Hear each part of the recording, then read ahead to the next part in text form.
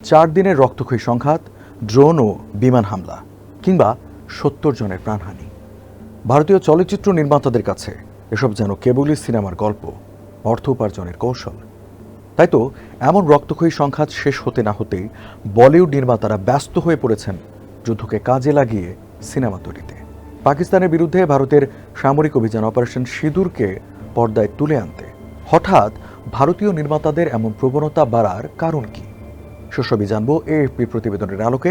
আপনাদের সঙ্গে আছে আমি রঞ্জু ইফতেখার। বার্তা সংস্থা এএফপির এক প্রতিবেদনে বলা হয়েছে, অপারেশন সিঁদুরকে পর্দায় তুলে আনতে ভারতীয় নির্মাতারা বেশ কয়েকটি নাম নিবন্ধন করেছে।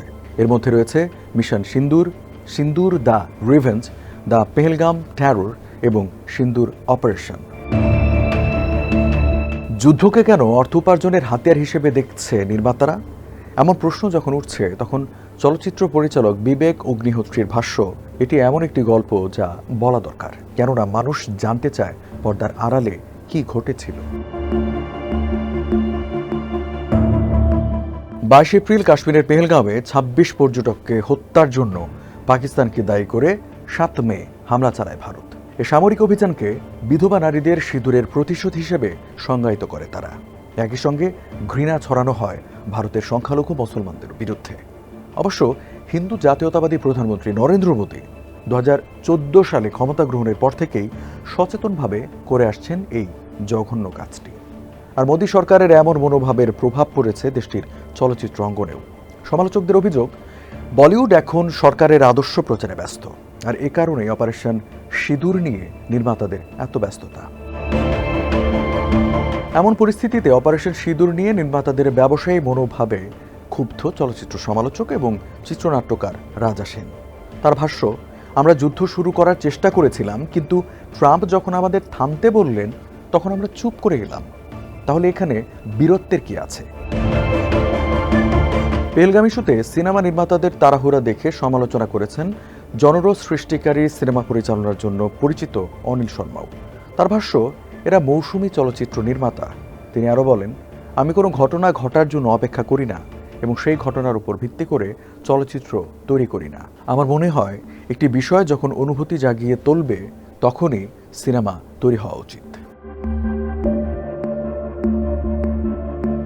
স্বাধীনতা দিবসের জাতীয় ছুটি সামনে রেখে সম্প্রতি বলিউড চলচ্চিত্র নির্মাতাদের সিনেমা মুক্তির ঝোঁক লক্ষ্য করা যাচ্ছে, যেখানে দেশাত্মবোধক আবেগকে কাজে লাগিয়ে ব্যবসা করতে চাইছেন নির্মাতারা।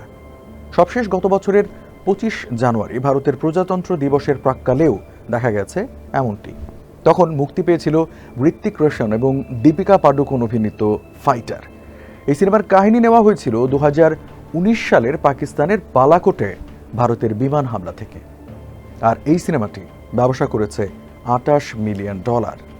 এই আয় 2024 সালের চতুর্থ সর্বোচ্চ আয়কারী সিনেমা। একই বছর সর্বোচ্চ ব্যবসা করা সিনেমা জাভার গল্পটাও মুসলিম বিরোধী। মারাঠা সাম্রাজ্যের শাসক সম্ভাজি মহারাজের জীবনের উপর ভিত্তি করে নির্মিত এই সিনেমায় মুসলিম বিরোধী পক্ষপাত উস্কে দেওয়ার অভিযোগ রয়েছে। আর তাছাড়া ভারতে এখন এমন সিনেমার সংখ্যা বাড়ছে দিনকে দিন। এসব দেখে হতাশ চিত্রনাট্যকার রাজা সেন।